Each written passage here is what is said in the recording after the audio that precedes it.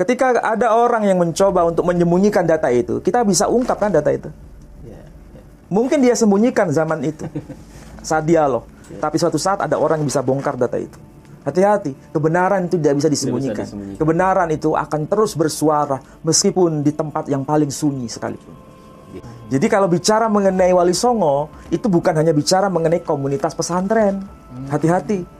Tapi juga bicara mengenai komunitas keraton. Dokumen Syiah nggak boleh dipakai. Bukan, ini dokumen Sunni.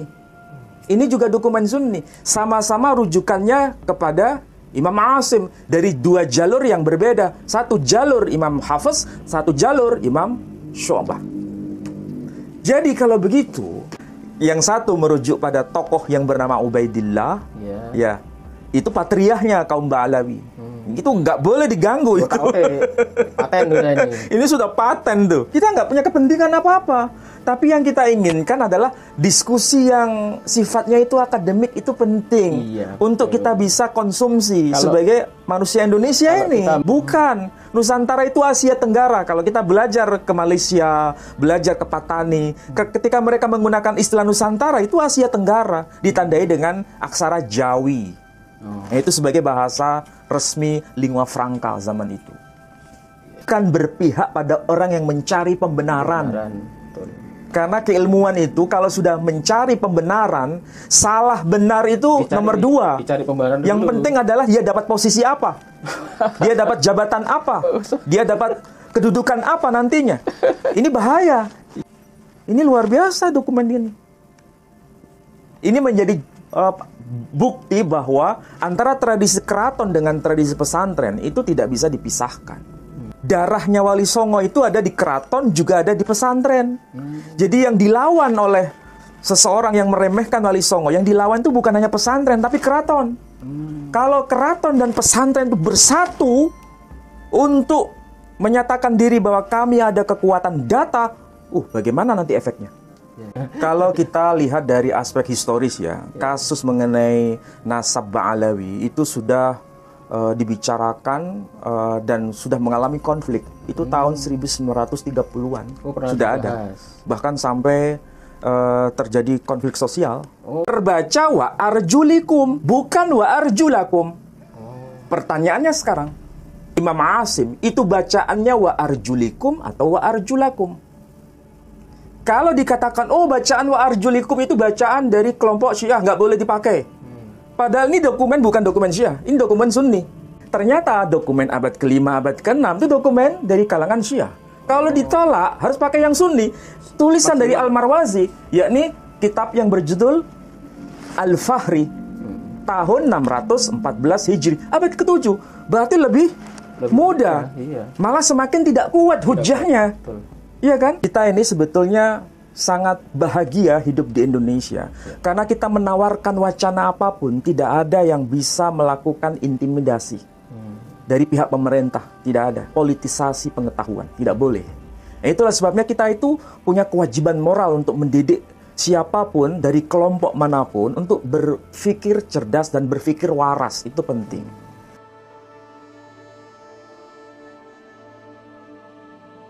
Kita ini sebetulnya sangat bahagia hidup di Indonesia. Karena kita menawarkan wacana apapun, tidak ada yang bisa melakukan intimidasi. Dari pihak pemerintah, tidak ada.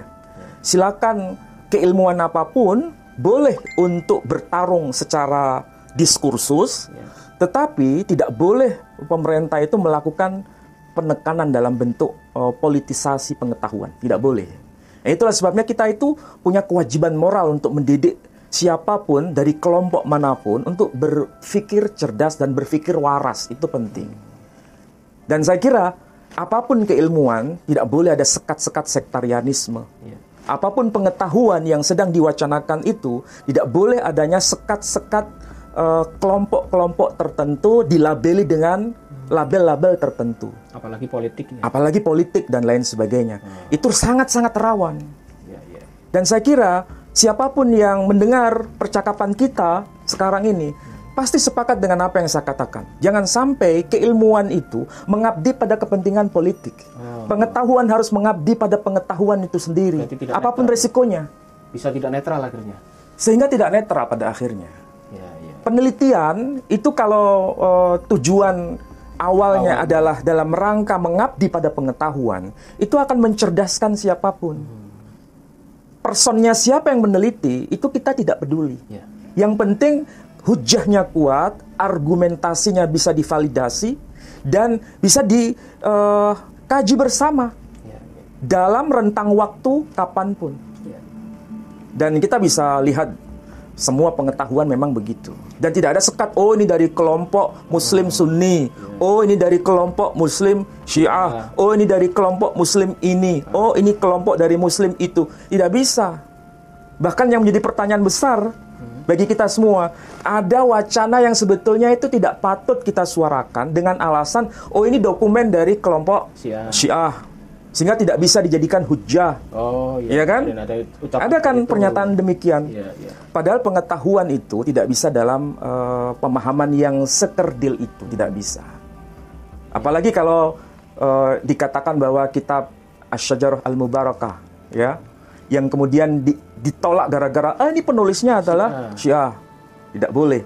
Padahal itu kalau kita lihat dari dokumen itu kan data tertua. Ya kan? Kalau hanya dari Sunni?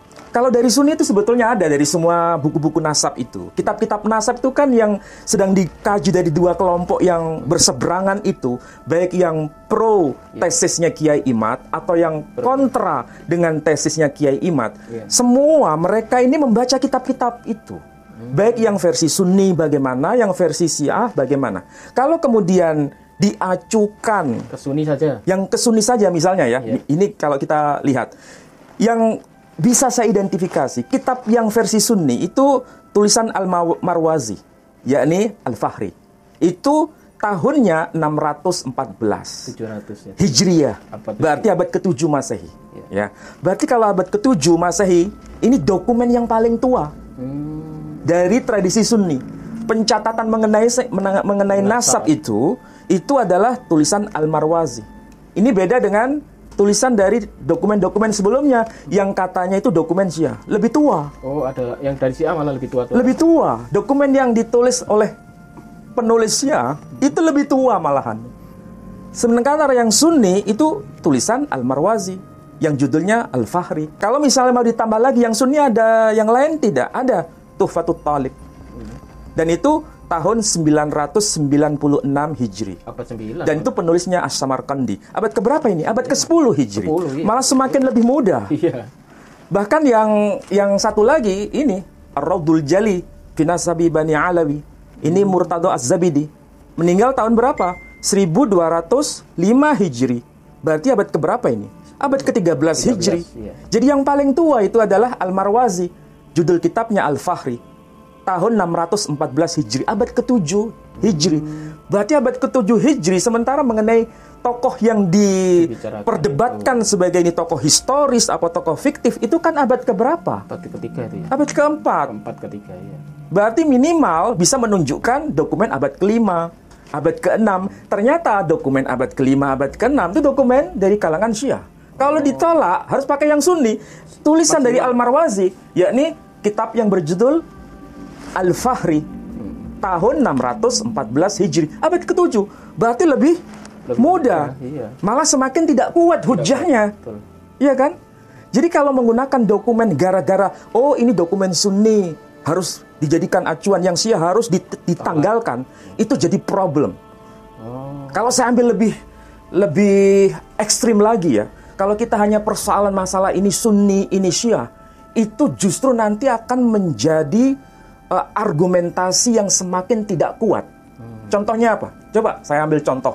Ini dokumen Al-Quran. Dokumen Al-Quran. Ya.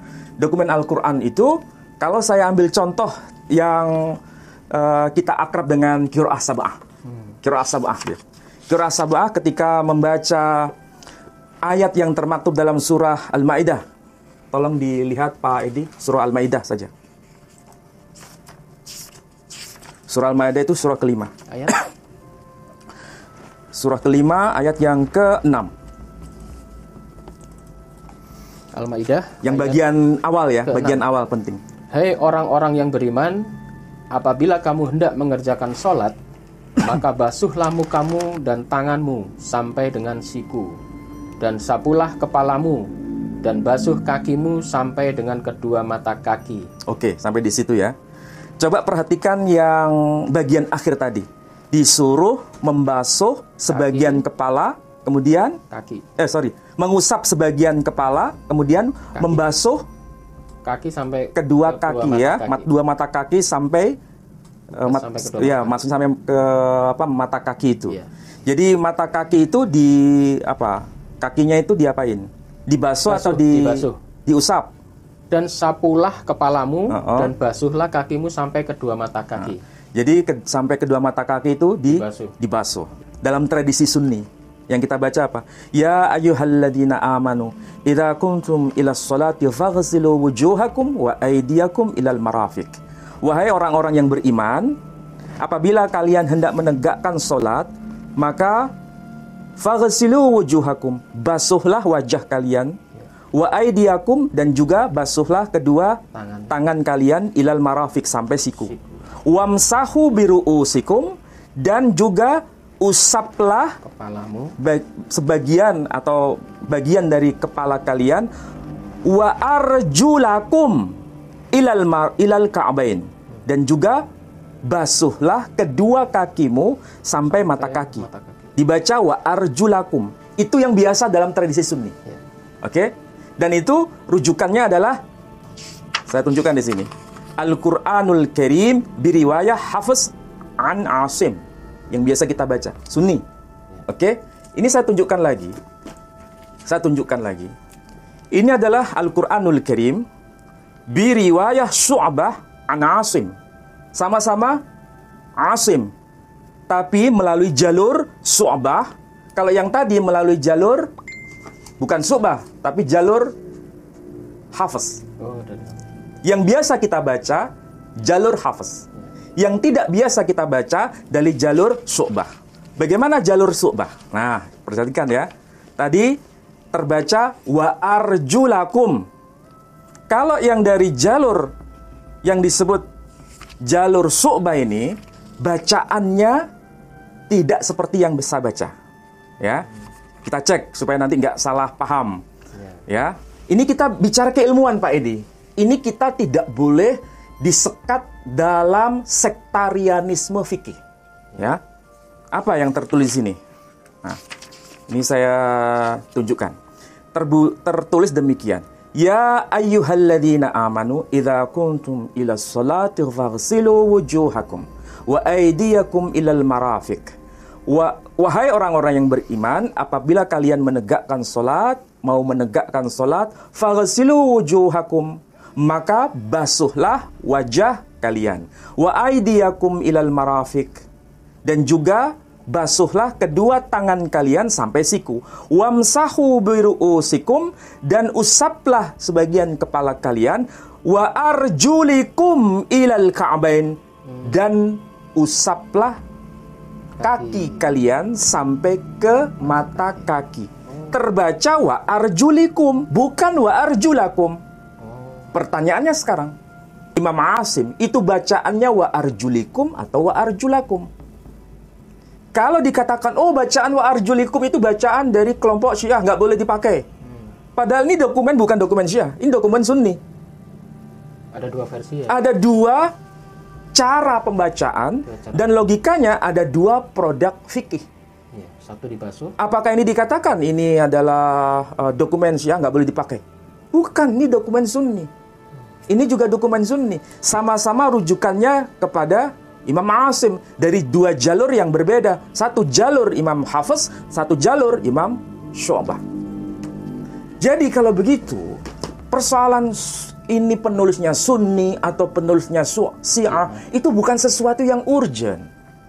Tidak perlu kita membeda-bedakan, mengklasifikasi karena teologi kebencian tadi, maka kita Syiah ditolak.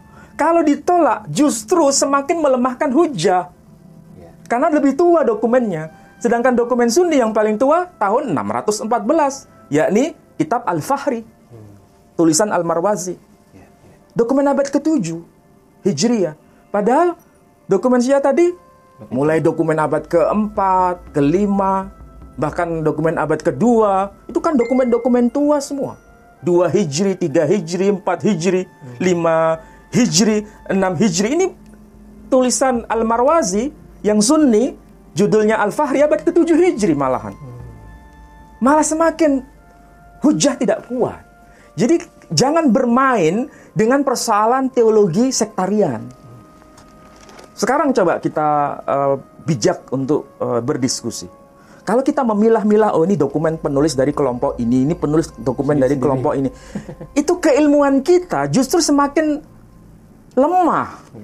Iya kan? Ada nggak yang punya argumen bahwa ini dokumen Syiah nggak boleh dipakai? Ditolak. Penulisnya orang-orang Syiah, nasabnya dari orang-orang kelompok dari Syiah. Apa begitu? Ini malah semakin tidak membuat kita semakin cerdas. Tapi, Pak Ali, perlu kita luruskan lagi. Ini kita bicara Syiah, bukan berarti kita pro dengan Syiah ya. Ini soal keilmuan, soal tata cara penulisan nasab ya, nasab ya. Jadi kalau dalam hal penulisan nasab keilmuan, apalagi itu karya tulis ya. Karya tulis itu kan harus bebas dari kelompok-kelompok itu, Pak Ali.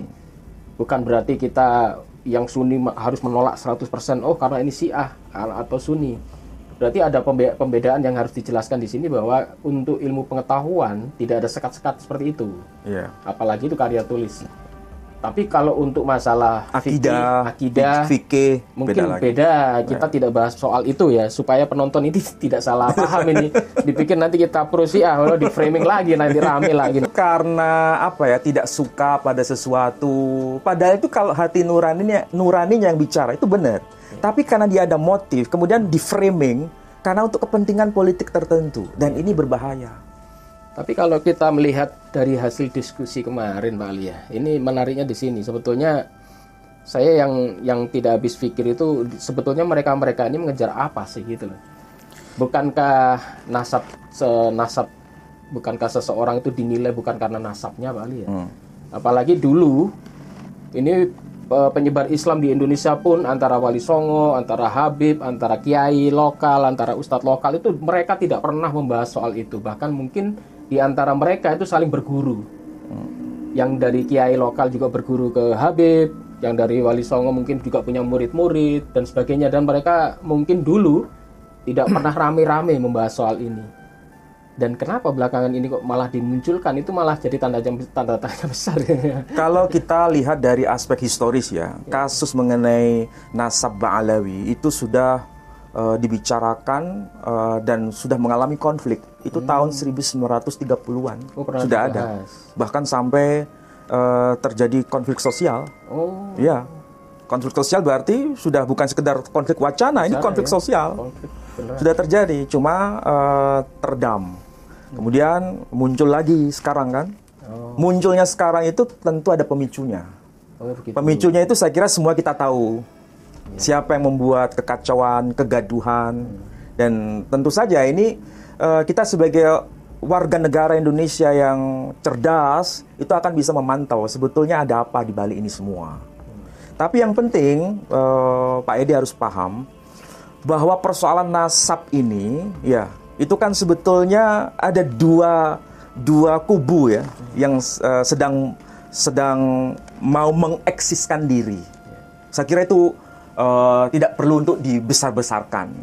Tapi memang karena kalau saya membaca ini dari pihak outsider, saya mulai belajar untuk memahami sebetulnya apa motifnya. Ternyata kalau saya merenungkan kembali, ternyata ujung-ujungnya itu berkaitan dengan persoalan nasab keunggulan dari sang patriark. Pak Edi masih ingat kan? Kenapa orang Yahudi itu sangat kekeh dengan patriarknya, bapak bangsanya yang bernama Ishak, meremehkan Ismail. Yang satu lebih mengutamakan Ismail dibanding Ishak, katanya begitu. Ya ini katanya ya. Karena kalau dilihat dari redaksinya itu kan memang terbalik itu. Ya terbalik menurut perspektif yang mana? Alhamdulillahilladzi wahaba li 'alal kibari Ismail wa Ishaqa inna rabbi lasami'ud du'a. namanya yang awal muncul Ismail, baru Ishak. Sementara kalau perspektifnya Yahudi, patriarhnya itu sasarannya kepada Ishak. Makanya dalam teks agamanya disebut Bene Abraham, Yitzhak, wa Ismail. Anak Ishak wa Ismail. Anak-anak Abraham adalah Ishak dan Ismail. Susunannya, redaksinya beda nggak? Iya, beda. Nah, karena ini ada persoalan patriarh. Nah, kisruhnya nasab yang ada di Indonesia sekarang, itu kan juga kaitannya ada persoalan nasab. Patriarh. Yang satu merujuk pada tokoh yang bernama Ubaidillah, ya, itu patriarhnya kaum Ba'alawi. Itu nggak boleh diganggu itu. Paten udah ini. Ini sudah paten tuh. Ini kan kaitannya pada tokoh ini. Kalau ada yang ngotek-ngotek, rame ribut. Kalau ini dianggap tokoh fiktif, itu berarti hancur seluruh dari bukan dinasti. Apa itu? Siapapun yang nasabnya nyambung kepada beliau. Ya kan? Ini menjadi kartu truf. Jangan sampai ini menjadi malapetaka nanti. Nah, begitu juga dari kelompok Wali Songo. Ada patriarhnya juga. Nah, yang kemarin itu dibahas di mana? Di Banten itu. Apalagi di Sentul kemarin keturunan Wali Songo juga dari Ba'alawi. Ya, itu jadi semakin rumit kan? Rumit lagi itu. Kalau ditanya itu sumbernya dari mana? Ya, makanya kita ini kan nggak ada nggak ada kepentingan apapun, karena kita nggak ada hubungan dengan nasabnya Ba'alawi, kita nggak ada hubungan nasab dengan Wali Songo. Kita bukan keturunan siapa-siapa kan? Netral aja lah. Kita keturunan siapa? Kita keturunan manusia pertama. Jadi nggak ada yang menjadi diri kita ini beban. Karena apa? Kita nggak punya kepentingan apa-apa. Tapi yang kita inginkan adalah diskusi yang sifatnya itu akademik itu penting untuk kita bisa konsumsi sebagai manusia Indonesia ini. Kita melihat kemarin tuh seperti adu ring tinju itu, menang-menangan. Dan tidak ada konklusi kan? Dan tidak ada konklusi, dan mereka ingin menghancurkan lawan. Pokoknya lawan ini dihancurkan, nggak bisa ngomong, besok di framing udah. Dari pihak ini nggak bisa ngomong, dari pihak jadi semakin ruwet ya. Ya, apalagi kita ini kan orang-orang yang sebetulnya harus lebih berpihak pada kebenaran, bukan berpihak pada orang yang mencari pembenaran. Karena keilmuan itu kalau sudah mencari pembenaran, salah benar itu nomor 2. Yang penting adalah dia dapat posisi apa, dia dapat jabatan apa, dia dapat kedudukan apa nantinya. Ini bahaya. Kalau keilmuan tujuannya dikebiri seperti itu, ini sangat-sangat tidak mendidik masyarakat Indonesia untuk semakin cerdas dalam persoalan literasi ini. Misalnya saja ya, saya hadir di forum itu. Kira-kira posisi saya ada di mana? Iya, di dua kubu yang lagi berseteru, Pak Ali di tengah-tengah. Semua akan membuat framing. Dan yang di framing itu bukan saya sebagai pribadi, tapi sebagai apa? Filoloh. Nama filoloh akan tercoreng di situ. Karena ada orang-orang yang mencoba untuk memanfaatkan sebagai filoloh itu sebagai kartu, bukan sebagai nama pribadi. Dan ini saya nggak boleh dimainkan oleh orang-orang yang punya kepentingan politik. Kecuali kalau forumnya itu antara Yai Imaduddin hadir, kemudian dari Rofito hadir, Pak Ali mungkin jadi saya bisa memantau di situ, ya kan? Karena ada yang satu ada perwakilannya, yang satu juga ada perwakilannya. Syukur-syukur kalau yang hadir misalnya Kiai Haji Imaduddin, yang satu dari Robito Alawiyah, Habib Taufik misalnya. Masing-masing membawa data. Sama-sama membawa data dan diskusi bersama untuk riset bersama. Kalau kemarin kan bukan riset bersama, itu saling beradu debat. Adu debat. Yang kasihan ya nggak bisa ngomong akhirnya nanti. Ya, manusia itu kan punya kelebihan. Ada yang retorikanya bagus, tapi lemah pada data. Ada yang kekuatan data itu luar biasa, tapi lemah dalam retorika. Siapa yang menang? Yang sangat pakar dalam retorika. Ya. Jadi kembali ke masalah tadi, Pak Ali. Jadi ini ada wacana itu kemungkinan katanya 6 bulan lagi itu Kiai Imaduddin akan bertemu, kemudian dari perwakilan Robitoh juga akan bertemu. Kemungkinan dalam waktu 6 bulan ini mungkin ya semoga lah nanti ada pertemuan yang lebih sejuk, sama-sama membawa data, bukan pertemuan seperti kemarin saling adu argumentasi, saling menjatuhkan, bahkan dilihat itu kurang enak. Iya, apalagi dengan sepuh-sepuh pondok ya.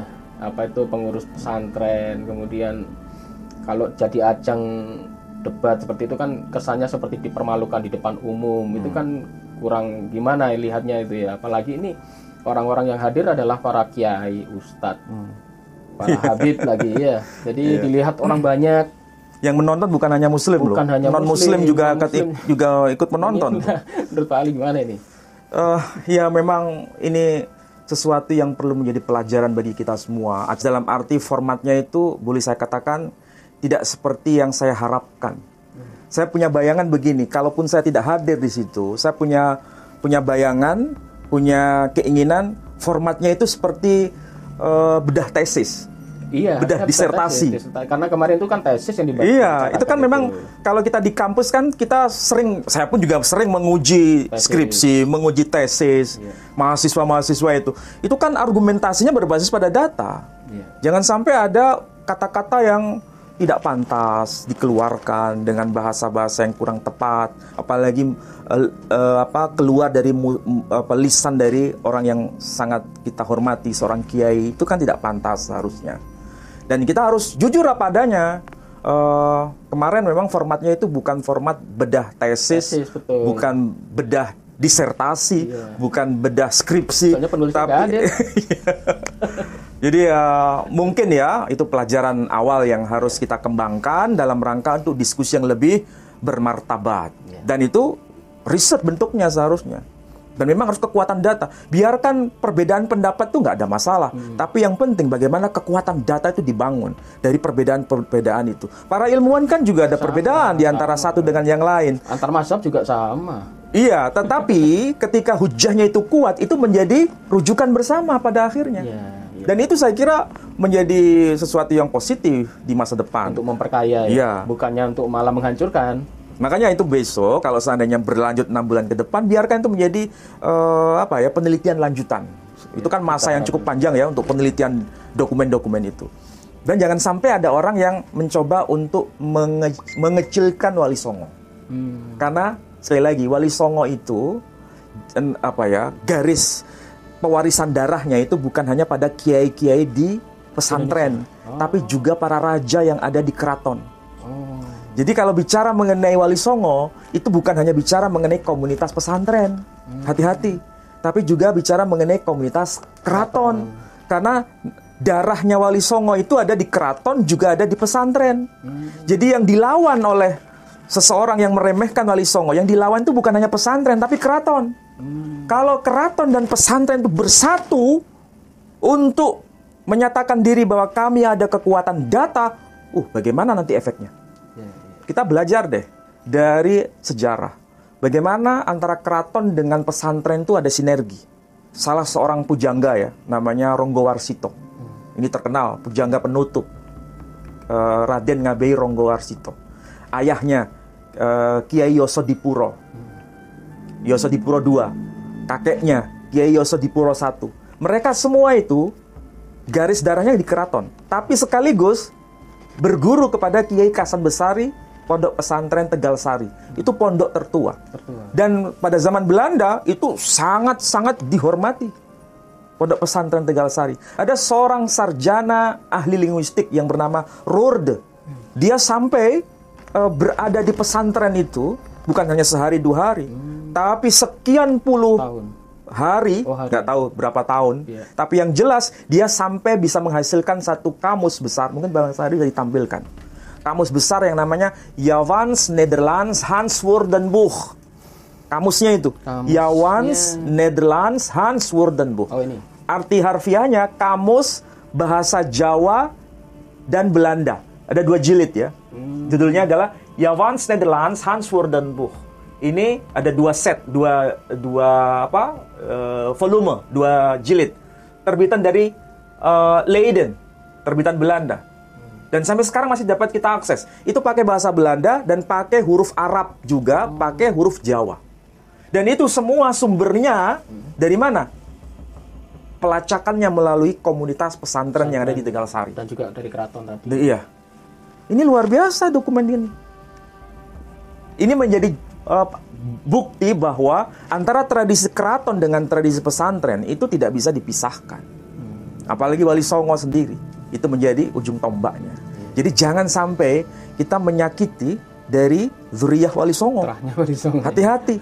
Anda tidak berhadapan dengan pesantrennya saja, tapi berhadapan dengan keraton. Keraton ya, Mas. Itu tersebar sampai ke Aceh, iya. Kalimantan. Bahkan bukan hanya di Aceh, bukan hanya sampai di Jawa, tapi sampai ke Patani, Thailand. Sampai ke Champa di kawasan Kamboja.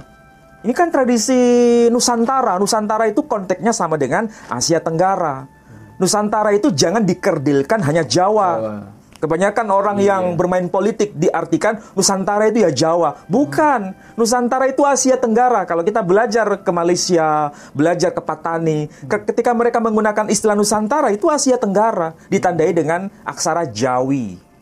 Itu sebagai bahasa resmi lingua franca zaman itu. Baiklah, saudara-saudaraku sekalian, dari percakapan ini semoga kita bisa mengambil sebuah kesimpulan ya. Pada kali ini kita tidak membahas kitab yang jelimet, tetapi hanya mengomentari atau menilai hasil dialog yang terjadi di Banten kemarin, supaya ini bisa menjadi suatu pembelajaran bersama dan stop ya, saling framing, saling menjelekkan. Ini kita lihat di media, di TikTok, di YouTube, ini saling serang terus ini Pak Ali. Saling framing. Nggak ada habis-habisnya. Tadi Pak Ali sudah bilang memang nggak ada habis-habisnya. Ini harus dituntaskan. Harus tuntas dan harus selesai sampai pada penelitian terakhir. Betul. Dan kemungkinan kalau ada pertemuan lagi, katanya 6 bulan lagi antara Kiai Imaduddin dan juga dari Robitoh Alawiyah. Semoga beliau-beliau ini bisa hadir langsung, dan yang lain tidak usah bicara Pak Ali. Supporter diam aja lah gitu, di luar ya, di luar ring gitu ya. Biar 2 orang ini yang berbicara. Mungkin Pak Ali bisa hadir sebagai akademisi dan netral. Pak Ali di sini tidak mendukung si A dan tidak mendukung si B, karena beberapa ini saya lihat ini Pak Ali juga di pojokan pro sini pro sana. Tapi mereka tidak punya alasan untuk memframing saya kan? Karena saya memang tidak di blog manapun. Betul. Jadi ini harus dipisahkan ya antara yang berkepentingan dengan orang yang di luar ya. Apalagi Pak Ali di sini adalah sebagai orang filologi, orang pakarnya. Jadi kemungkinan beliau juga kalau diundang pun siap. Tetapi bukan dalam kapasitas blok A, blok B, tetapi ya mungkin di tengah ya, sebagai pembicara netral lah di antara kedua kubu gitu kali ya. Mungkin Pak Ali ada pesan lagi? Ya, saya kira sudah jelas apa yang saya sampaikan tadi, bahwa masa sekitar 6 bulan ya, 6 bulan ke depan itu jadikan sebagai sarana untuk menginvestigasi dokumen dari semua sumber, baik sumber yang kita itu suka dengan sumber itu, atau sumber yang kita tidak suka dengan sumber itu. Barangkali nanti ini akan menjatuhkan martabatnya. Tidak perlu disembunyikan, harus dimunculkan. Kita pun sering kan berdialog dengan non-muslim. Ya, ketika ada orang yang mencoba untuk menyembunyikan data itu, kita bisa ungkapkan data itu. Mungkin dia sembunyikan zaman itu saat dialog, tapi suatu saat ada orang yang bisa bongkar data itu. Hati-hati, kebenaran itu tidak bisa disembunyikan. Kebenaran itu akan terus bersuara meskipun di tempat yang paling sunyi sekalipun.